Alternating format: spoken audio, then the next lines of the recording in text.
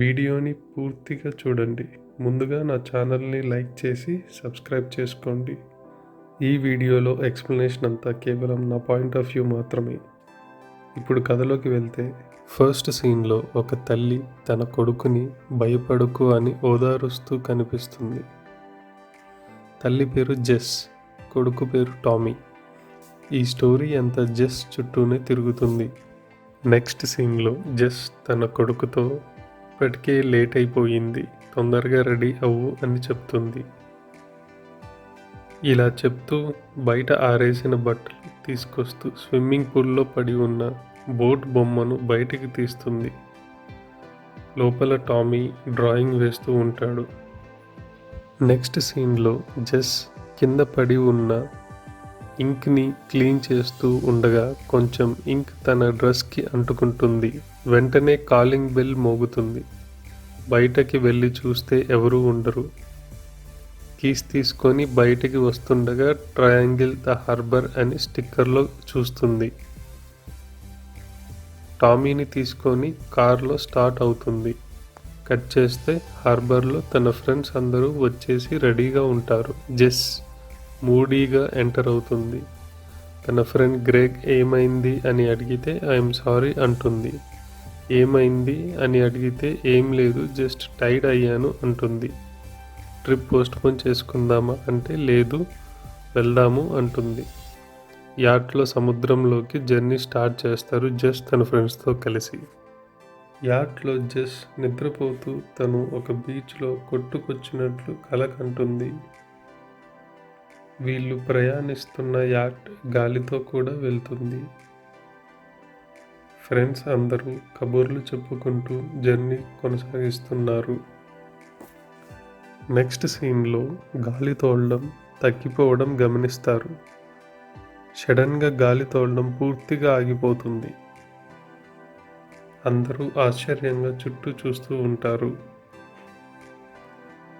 దూరంగా వాళ్లకు దట్టమైన మబ్బులతో ఒక తుఫాన్ రావటం గమనిస్తారు. వెంటనే గ్రేగ్ రేడియోలో కోస్ట్ గార్డ్కి ఇన్ఫార్మ్ చేస్తాడు. కోస్ట్ గార్డ్ అలాంటిదేమీ లేదు అని చెప్తాడు. ఇలా చెప్తూ ఉండగా డిస్ట్రెస్ కాల్ అని ఒక లేడీ రేడియోలో జాయిన్ అవుతుంది. నన్ను కాపాడండి అని రేడియోలో చెప్తుంది. గ్రేగ్ వెంటనే మీ లొకేషన్ ఏంటి అని అడుగుతాడు. తనకు ఎటువంటి రిప్లై రాదు. నెక్స్ట్ సీన్లో భయంకరమైన అలలు యాట్కి తగిలి తిరగబడుతుంది. అలలు వెళ్ళిపోయాక అందరూ బోట్ పైకి చేరుకుంటారు. పీటర్ అనే ఒక ఫ్రెండ్ మాత్రం మిస్ అవుతుంది. ఏం చేయాలో అర్థం కాక అందరూ యాట్ మీదే టెన్షన్తో ఉంటారు. ఇలా బాధపడుతూ వాళ్ళు కూర్చో ఉండగా వాళ్ళ వైపు ఒక పెద్ద షిప్ రావటం వాళ్ళు గమనిస్తారు. ఇంకా మనం బతికిపోయామని చాలా ఆనందపడతారు. ఆ షిప్ పేరు ఏవెలెస్ అని రాసి ఉంటుంది. షిప్ వాళ్ళ వైపు దగ్గరగా రాగానే షిప్ పైనుంచి ఎవరో వీళ్ళని గమనిస్తున్నట్టు వీళ్ళు చూస్తారు. అందరూ కలిసి షిప్ పైకి ఎక్కుతారు. ఎంతో పెద్ద ప్రమాదం నుంచి బయటపడ్డామని అందరూ సంతోషిస్తారు. వీళ్ళు షిప్ ఎక్కినా కూడా వీళ్ళ దగ్గరికి ఎవరు రాకపోవడంతో పైన క్యాప్టెన్ ఉన్న బ్రిడ్జ్ దగ్గరికి వెళ్దామని డిసైడ్ అవుతారు. బ్రిడ్జ్కి వెళ్ళే దారిలో ఎవరన్నా ఉన్నారా అని గట్టిగా అరుచుకుంటూ వెళ్తారు. షిప్ ఎక్కినప్పటి నుంచి జెస్లో ఏదో ఒక రకమైన ఆందోళన ఉంటుంది. గ్రేగ్ అది గమనించి జెస్ని అడుగుతాడు, ఎందుకు ఎలా ఉన్నావు అని.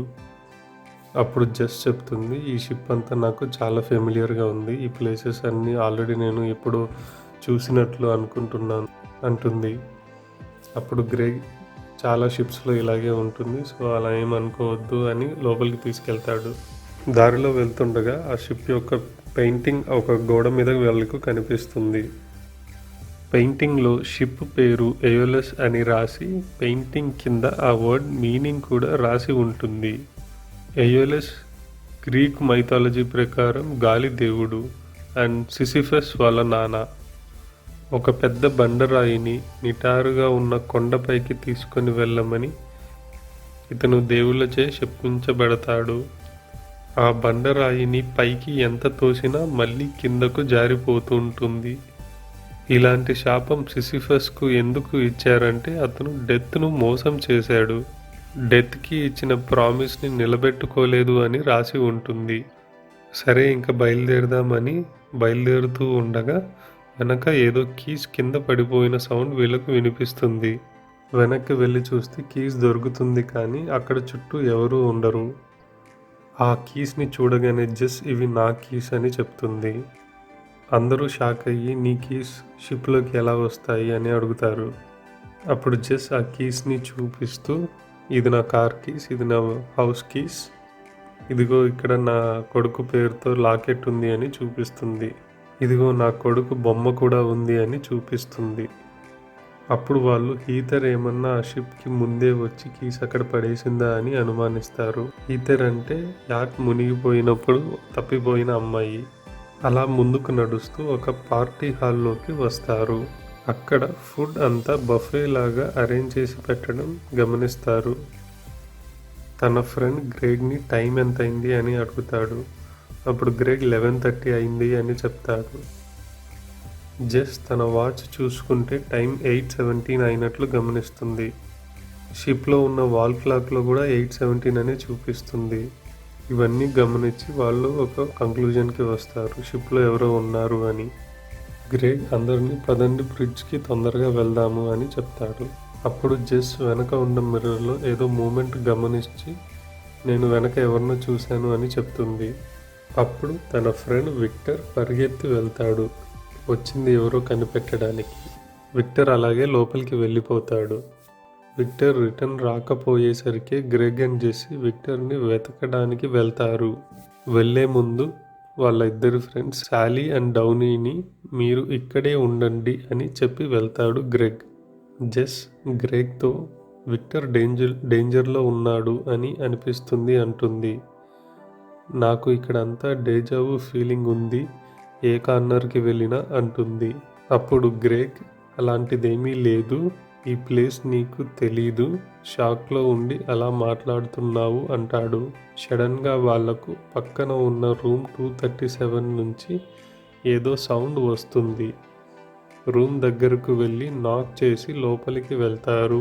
లోపల అంతా చూస్తూ ఉండగా బాత్రూంలో ఉన్న మిర్రర్ పైన గో టు థియేటర్ అని బ్లడ్తో రాసి ఉంటుంది. నెక్స్ట్ సీన్లో విక్టర్ అన్ని రూమ్స్ చూసుకుంటూ డెక్స్ పైకి ఎక్కుతుంటాడు. గ్రెగ్ అండ్ జెస్సీ దారిలో వెళ్తుండగా వాళ్లకు షిప్ యొక్క బ్లూ ప్రింట్ దొరుకుతుంది. దాంట్లో బ్రిడ్జ్ 2 ఫ్లోర్స్ పైన ఉంది అని కనిపెడతారు. జెస్ గ్రెగ్తో ఆ రూమ్లో బ్లడ్ ఉంది కదా, దాన్ని ఇగ్నోర్ చేస్తున్నావా అని అడుగుతుంది. షిప్లో పనిచేసే వాళ్ళు బోర్ కొట్టి అలా కూడా రాస్తారు అని గ్రెగ్ చెప్తాడు. మనల్ని కాపాడిన తర్వాత వాళ్ళు దాంకొని మనతో గేమ్స్ ఆడతారా అని జెస్ అడుగుతుంది. అప్పుడు గ్రెగ్ షిప్లో మనుషులు లేకుండా షిప్ ఎక్కడి నుంచి నడవదు, ఇదంతా నువ్వు కేవలం భ్రమిస్తున్నావు అంటాడు. జెస్ కోపంతో నేను బాల్ రూమ్కి వెళ్ళిపోతున్నా అని చెప్పి వెళ్ళిపోతుంది. సాలీ అండ్ డౌనీ నడుస్తుండగా కింద బ్లడ్ డ్రాప్స్ పడి ఉండడం గమనిస్తారు. ఆ బ్లడ్ డ్రాప్స్ని ఫాలో అవుతూ థియేటర్ వరకు వెళ్తారు. నెక్స్ట్ సీన్లో జెస్ బాల్ రూమ్కి వచ్చేసరికి అక్కడ ఉన్న బఫేలో ఉన్న ఫుడ్ అంతా కుళ్ళిపోయి ఉండటం గమనిస్తుంది. వెనక నుంచి ఎవరో నడుస్తూ వస్తున్నట్టుగా శబ్దం వినిపించగానే జెస్ పిల్లర్ వెనక దాంకొని గమనిస్తూ ఉంటుంది. విక్టర్ తలకు పెద్ద గాయంతో అక్కడికి నడుచుకుంటూ వస్తాడు. జెస్ విక్టర్ దగ్గరికి వచ్చి ఏమైంది అని అడుగుతుండగానే విక్టర్ జెస్ గొంతు పట్టుకొని చంపడానికి ట్రై చేస్తాడు. జెస్ ఆ ఫైటింగ్లో విక్టర్ని చంపేస్తుంది. వెంటనే ఏదో బుల్లెట్ సౌండ్ వినిపిస్తుంది. జెస్ బుల్లెట్ సౌండ్ థియేటర్ నుంచి వచ్చిందని థియేటర్లోకి వెళ్తుంది. అక్కడ గ్రెగ్ బుల్లెట్ గాయంతో కనిపిస్తాడు. సాలీ వచ్చి జెస్సీని ఎందుకు చంపావు, గ్రెగ్ని ఎందుకు చంపావు, గ్రెగ్ చనిపోయే ముందు నువ్వే చంపావు అని చెప్పాడు అని అంటుంది. జెస్ నేను చంపలేదు అని చెప్తుంది. ఆ టైంలో నేను విక్టర్తో ఉన్నాను అని చెప్తుంది. ఇలా ముగ్గురు మాట్లాడుతూ ఉండగా పైనుంచి ఒక ముసుగు వేసుకున్న వ్యక్తి డౌనీని సాలీని కాల్చేస్తాడు. ఆ ముసుగు వేసుకున్న వ్యక్తి జెస్ని చంపటానికి వెంటపడతాడు. జెస్ ఒకచోట దాక్కొని తప్పించుకుంటుంది. జెస్ తప్పించుకున్నాను అని షిప్ పైకి వస్తుంది. పైకి రాగానే ఆ ముసుగు వేసుకున్న వ్యక్తి జెస్ని చంపటానికి ట్రై చేస్తాడు. వాళ్ళిద్దరి మధ్య కొంచెం ఫైట్ నడుస్తుంది. ఆ ముసుగు వేసుకున్న వ్యక్తి కింద పడిపోతూ జెస్తో చెప్తాడు, నువ్వు వాళ్ళందరినీ చంపేసి అప్పుడే నువ్వు ఇంటికి వెళ్ళగలవు అని చెప్తాడు. అలా చెప్తూ నీళ్ళల్లో పడిపోతాడు. జెస్ కొంచెం రిలాక్స్ అవుతుండగా వెనక రూమ్లో నుంచి మ్యూజిక్ వినిపిస్తుంది. ఆ మ్యూజిక్ వింటూ ఉండగా బయట నుంచి ఎవరో కేకలు పెడుతున్నట్టు సౌండ్ వినిపిస్తుంది. జెస్ బయటికి వచ్చి చూడగా రివర్స్ అయిన యాక్ట్ మీద తన నలుగురు ఫ్రెండ్స్ కలిసి కాపాడండి అని కేకలు వేస్తూ ఉండటం గమనిస్తుంది. ఇక్కడ నుంచి ప్రతి సీను మైండ్ బ్లోయింగ్ ఉంటుంది. ఇప్పుడు ఇక్కడ నుంచి ఫస్ట్ జెస్, సెకండ్ జెస్ అని పిలుచుకుందాం. ఫస్ట్ జెస్ కిందకు వచ్చి తన ఫ్రెండ్స్ వెళ్ళటాన్ని గమనిస్తుంది. అందరూ కలిసి పెయింటింగ్ దగ్గర ఈ షిప్ హిస్టరీని చదువుతూ ఉండగా వెనక నుంచి ఫస్ట్ జెస్ గమనిస్తూ ఉంటుంది. తనకు ఏం చేయాలో అర్థం కాదు. టెన్షన్తో తను కింద కూర్చుంటుంది. అప్పుడు జేబులో నుంచి కీస్ జారి కింద పడిపోతుంది. వెంటనే అక్కడి నుంచి వెళ్ళిపోతూ ఉండగా రూమ్ నెంబర్ 237లో డోర్ ఓపెన్ అయి ఉంటుంది. లోపలికి వెళ్ళి చూస్తే గో టు థియేటర్ అని బ్లడ్తో రాసి ఉంటుంది. ఇది మనం ముందు చూసినట్లే. ఫస్ట్ జెస్ కింద పార్టీ హాల్లో ఉన్న తన ఫ్రెండ్స్ని గోడ చాటు నుంచి గమనిస్తూ ఉంటుంది. సెకండ్ జెస్ మిర్రర్లో ఫస్ట్ జెస్ని చూసి నేనెవరినో చూశాను అని చెప్తుంది. ముందు రిపీట్ అయినట్లే. ఫస్ట్ జెస్ అక్కడి నుంచి తప్పించుకొని షిప్ పైకి వస్తుంది. పైకి రాగానే తనకు సెకండ్ విక్టర్ కనిపిస్తాడు. ఇప్పుడే కింద ఉన్నావు కదా, అప్పుడే నాకన్నా ముందు పైకి ఎలా వచ్చావని సెకండ్ విక్టర్ అడుగుతాడు. అప్పుడు ఫస్ట్ జెస్సీ కింద ఉండేది నేను కాదు అని చెప్తుంది. అప్పుడు విక్టర్ గ్రెగ్ ఎక్కడ ఉన్నాడు అని అడుగుతాడు. ఫస్ట్ జెస్సీ టెన్షన్గా డౌనీ బాడీ నీళ్ళల్లో పడి ఉంది, నీకు చూపిస్తారా అని సెకండ్ విక్టర్ని తీసుకెళ్తుంది. అక్కడికి వెళ్ళగానే పక్షులు బాడీని తినేసుంటాయి. సెకండ్ విక్టర్ ఇవేవి నమ్మడు. ఫస్ట్ జెస్సీ తనను కన్విన్స్ చేసే ప్రయత్నంలో విక్టర్ని తోస్తుంది. అప్పుడు విక్టర్ మెడ వెనుకున్న మేకుకి తగిలి గాయమవుతుంది. ఫస్ట్ జెస్సీ నాకేం తెలియదు అని టెన్షన్గా కిందికి పరిగెడుతూ వెళ్ళిపోతుంది. కింద ఇండియన్ రూమ్లోకి వెళ్తుంది. అక్కడ కింద పడి ఉన్న కొన్ని పేపర్స్ని చూస్తుంది. ఓపెన్ చేయగానే వాళ్ళు షిప్లోకి ఎక్కగానే వాళ్ళని చంపి అని రాసిపెట్టి ఉంటుంది. ఇదంతా నా హ్యాండ్ రైటింగ్లో ఉన్నట్లు ఉంది అని చెప్పి తను ఒక వైట్ పేపర్ తీసుకొని సేమ్ వర్డ్స్ని కాపీ చేస్తుంది. పక్క పక్కన పెట్టి చూస్తే ఇదంతా తనే రాసింది అని తనకు అనుమానం వస్తుంది. ఏం చేయాలో అర్థం కాక ఫస్ట్ జెస్ అలాగే కూర్చొని ఉంటుంది. పక్కన చూస్తే గ్రిల్కి తన లాకెట్ వేలాడుతూ కనిపిస్తుంది. జెస్ ఆ గ్రిల్ లోపల నుంచి చూడబోతుండగా ఆ లాకెట్ జారి కింద పడిపోతుంది. కింద అలాంటి లాకెట్స్ చాలా పడి ఉంటాయి. అక్కడ ఫస్ట్ జెస్సీకి గన్స్ దొరుకుతాయి. ఒక గన్ తీసుకొని కిందికి వస్తుంది. ఇంతకుముందు తనకు జరిగిన ఇన్సిడెంట్స్ అన్నీ సెకండ్ జెస్కి జరగకుండా మారుద్దామని అనుకుంటుంది. తను కిందకి వెళ్ళి సెకండ్ జెస్ మీద గురి పెడుతుంది. అప్పుడు సెకండ్ జెస్ అక్కడి నుంచి పారిపోతుంది. గాయమైన సెకండ్ విక్టర్ అక్కడికి నడుచుకుంటూ వస్తాడు. అప్పుడు ఫస్ట్ జెస్సీ తనతో ఫైటింగ్ చేయకుండా చెప్తుంది, ఇదంతా ముందు జరగలేదు, ఇప్పుడంతా డిఫరెంట్గా జరుగుతుంది అని. ఇలా మాట్లాడుతుండగా ఫస్ట్ జెస్కి గన్ సౌండ్ వినిపిస్తుంది. ఫస్ట్ జెస్ గన్ తీసుకొని థియేటర్కి వెళ్తుంది. అక్కడ శాలీ అండ్ డౌనీ గ్రెగ్ చనిపోయాడని ఏడుస్తూ ఉంటారు. నెక్స్ట్ జరిగేది పైనుంచి ఎవరో కాలుస్తారు అని ఫస్ట్ జెస్కి తెలిసి ఆ వ్యక్తి రాగానే ఫస్ట్ జెస్ అతని తల మీద షూట్ చేస్తుంది. బుల్లెట్ స్లైట్గా మిస్ అవుతుంది. అప్పుడు ఫస్ట్ జెస్ తన గన్ని డౌనీకి ఇచ్చి ఎవరన్నా వస్తే కాల్ చేసేయని చెప్పి వెళ్ళిపోతుంది. అప్పుడు శాలీ అండ్ డౌనీకి జెస్ కనిపిస్తుంది. ఈమె ఫస్ట్ జెస్ కాదు, సెకండ్ జెస్ కాదు, ఈమె ఫస్ట్ జెస్ కన్నా లూప్లో ముందు ఉన్న జెస్. ఈ జెస్ శాలీని డౌనీని రూమ్ నెంబర్ 237 తీసుకెళ్ళి వాళ్ళని చంపేస్తుంది. డౌనీ అక్కడే చనిపోతాడు. శాలీ కత్తిపొడతో భయపడుతూ పరిగెడుతూ ఉంటుంది. శాలీ వెళ్తూ ఉండగా ఆమెకు ఒక రేడియో రూమ్ కనిపిస్తుంది. ఆ రేడియో రూమ్లో డిస్ట్రెస్ కాల్ చేసి మమ్మల్ని కాపాడండి అని చెప్తుంది. అలా చెప్పి వెళ్ళిపోతుంది. సినిమా స్టార్టింగ్లో డిస్ట్రెస్ కాల్ చేసింది శాలీనే. ఇదే ఆ కాల్. జస్ 1కి పరిగెడుతున్న శాలీ కనిపిస్తుంది. ఆ శాలీ వెనకాలే వెళ్ళగానే తనకు ఒక షాకింగ్ పిక్చర్ కనిపిస్తుంది. పారిపోతున్న శాలీ వెనకే జస్ 1 వెళ్తూ ఉండగా ఫస్ట్ జస్ శాలీ వెనుక పైకి వెళ్ళి చూడగానే ఆశ్చర్యపోతుంది. అక్కడ కుప్పలుగా పడి ఉన్న శాలీ శవాలను చూసి ఆశ్చర్యపోతుంది.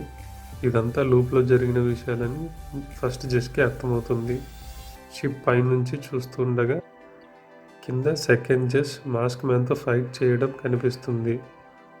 బయట నుంచి కేకలు వినపడినప్పుడు ఫస్ట్ జస్ అండ్ సెకండ్ జస్ వేరువేరుగా బయట ఉన్న థర్డ్ జస్ అండ్ ఫ్రెండ్స్ని చూస్తారు. ఇదే సర్ప్రైజింగ్ మూమెంట్. ఫస్ట్ జస్కి అర్థమవుతుంది మనం ఎన్నిసార్లు సంఘటనలు మార్చినా కూడా ఫైనల్గా రిజల్ట్ ఇదే జరుగుతుంది అని. అందుకని అందరినీ చంపేయాలి అని డిసైడ్ అవుతుంది. కిందికి వెళ్ళగానే రూమ్ నెంబర్ 237లో డౌనీ శవం కనిపిస్తుంది. ఆ డౌనీ బ్లడ్ని తీసుకొని మిర్రర్ మీద గో టు థియేటర్ అని రాస్తుంది. అలా రాసిన తర్వాత డౌనీ శవాన్ని లాక్కుంటూ వచ్చి నీళ్ళల్లో పడేస్తుంది. అప్పుడు ఫస్ట్ జస్ పైన ఆర్మర్ రూమ్లోకి వచ్చి గన్స్ తీసుకొని మాస్క్ వేసుకొని అందరిని చంపడానికి బయలుదేరుతుంది. అలా చంపేద్దామని ఫస్ట్ జస్ కిందకు వస్తుంది. కిందకి రాగానే ఇప్పుడే ఎంటర్ అయిన థర్డ్ బ్యాచ్ పీపుల్ తనకు కనిపిస్తారు. ముందుగా థియేటర్ పైన ఉన్న థర్డ్ గ్రేగ్ కనిపిస్తాడు. ఫస్ట్ జస్ థర్డ్ గ్రేగ్ని కాల్ చేస్తుంది. గ్రేగ్తో పాటు థియేటర్ కింద ఉన్న డౌనీ అండ్ థర్డ్ శాలీని కాల్ చేస్తుంది. థర్డ్ జస్ అక్కడి నుంచి పారిపోతుంది. అప్పుడు ఫస్ట్ జస్ థర్డ్ జస్ని చంపడానికి వెళ్తుంది. అలా వెళ్తుండగా షిప్ పైన థర్డ్ జస్ అండ్ ఫస్ట్ జస్కి ఫైటింగ్ జరుగుతుంది. ఆ ఫైటింగ్లో థర్డ్ జస్ నీళ్ళల్లో పడిపోతూ నువ్వు అందరినీ చంపేసి అప్పుడే నువ్వు ఇంటికి వెళ్ళిపోతావని ఫస్ట్ జస్తో చెప్తుంది. ఇది ముందు జరిగిన ఇన్సిడెంట్. ఫస్ట్ జస్ నీళ్ళల్లో పడిపోయిన తర్వాత బీచ్కి కట్టుకొని వస్తుంది. తర్వాత పరిగెడుతూ తన ఇంటికి వెళ్తుంది. ఫస్ట్ జస్ విండోలో నుంచి తన కొడుకు టామీ డ్రాయింగ్ వేసుకుంటూ ఉండటం గమనిస్తుంది. రూమ్లోకి ఫోర్త్ జస్ చాలా కోపంగా బోట్ బొమ్మను తీసుకొని వచ్చి టామీ ఎందుకు బోట్ బొమ్మని నీళ్ళలో పడేసావని తిడుతుంది. ఫస్ట్ జస్ విండో దగ్గర సౌండ్ చేస్తుంది. అప్పుడు టామీ షాక్ అయ్యి ఇంక్ బాటిల్ కింద పడేస్తాడు. అప్పుడు ఇంట్లో ఉన్న ఫోర్త్ జస్ రూమ్లోకి వచ్చి టామీ కింద ఇంక్ బాటిల్ పడేసి ఉండడం చూసి తనని కొడుతుంది. ఫస్ట్ జస్ ఇదంతా భరించలేక ఫోర్త్ జస్ని చంపేద్దామని డిసైడ్ అవుతుంది. అప్పుడు కాలింగ్ బెల్ కొడుతుంది. తర్వాత వెనక గ్యారేజ్లో ఉన్న హ్యామర్ని తీసుకొని వస్తుంది. ఫస్ట్ జస్ని ఇంట్లోకి వెళ్ళి చంపేస్తుంది. తర్వాత టామీని తనతో పాటు తీసుకొని కారులో బయలుదేరుతుంది. డిక్కీలో ఫోర్త్ జస్ శవాన్ని పెట్టుకొని బయలుదేరుతుంది. దారిలో కారు విండ్ స్క్రీన్కి ఒక పక్షి తగిలి చనిపోతుంది. ఫస్ట్ జెస్సీ కారు ఆపి దిగి ఆ పక్షిని తీసుకొని గోడవతల పడేస్తుంది. పడేసాక అక్కడ చాలా పక్షి శవాలు కనిపిస్తాయి. అప్పుడు తనకు అర్థమవుతుంది ఇంకా లూప్లోనే ఉన్నాను అని. అప్పుడు భయంగా మళ్ళీ కారు ఎక్కి డ్రైవ్ చేస్తుంది. ఇప్పుడు టామీ వెనక సీట్లో నుంచి ఏడవటం స్టార్ట్ చేస్తాడు. జస్ కాన్సన్ట్రేషన్ తప్పి పక్కనున్న లారీకి డాష్ ఇస్తుంది. యాక్సిడెంట్లో టామీ చనిపోతాడు. డిక్కీలో ఉన్న ఫోర్త్ జెస్సీ శవం కూడా బయటపడుతుంది. ఫస్ట్ జెస్ అక్కడ షాక్తో నిలబడి చూస్తూ ఉంటుంది. వెనక నుంచి ఒక ట్యాక్సీ డ్రైవర్ వచ్చి ఫస్ట్ జెస్తో ఇలా అంటాడు, ఆ పిల్లోడిని ఏం చేసినా మనం కాపాడలేము, నిన్నెక్కడన్నా డ్రాప్ చేయాలా అని అడుగుతాడు. అప్పుడు ఫస్ట్ జెస్సీ నన్ను హార్బర్లో దింపండి అని అడుగుతుంది. హార్బర్కి వెళ్ళాక డ్రైవర్ నేను మీటర్ ఆన్ చేసే పెడతాను, మీరు వెనక్కి వస్తారు కదా అని ఫస్ట్ జెస్సీని అడుగుతాడు. నేను వెనక్కి వస్తాను అని ప్రామిస్ చేసి హార్బర్లోకి ఫస్ట్ జెస్సీ వెళ్తుంది. ఇక్కడితో మూవీ ఎండ్ అయిపోతుంది. నా ఎక్స్ప్లెనేషన్ నచ్చితే వీడియోని లైక్ చేసి సబ్స్క్రైబ్ చేయండి. ఈ సినిమా డీటెయిల్డ్ అనాలిసిస్ నేను నెక్స్ట్ పార్ట్‌లో రిలీజ్ చేస్తాను.